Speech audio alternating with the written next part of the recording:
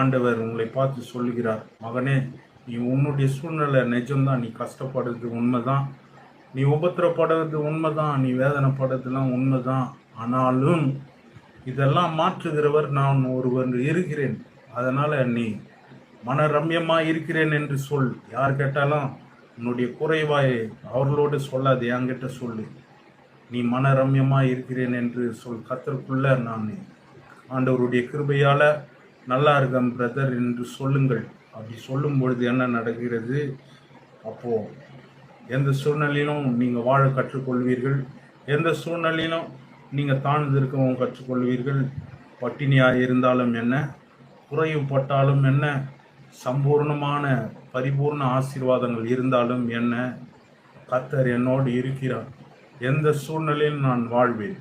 யார் என்னை கைவிட்டாலும், யார் பேசினாலும், பேசாகாட்டி போனாலும் கர்த்தர் என்னோடு பேசி கொண்டிருக்கிறார். அவருடைய சந்தோஷத்தில், அவருடைய இருதயத்தில், அவர் என்னுடைய இருதயத்தில் குடிக்கொண்டு இருக்கிறார்.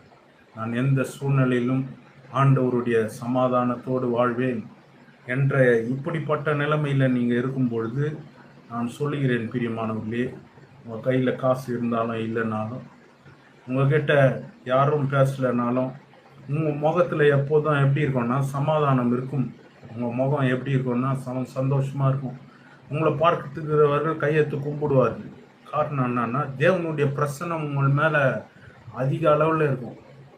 உங்களை பார்க்குற பிசாசு ஆவி பிடித்தவன் அலறி கொண்டு ஓடுவான். காரணம், நீங்கள் தேவனுடைய பிள்ளைகள் என்பது முகம் காண்பித்து கொடுத்து விடும்.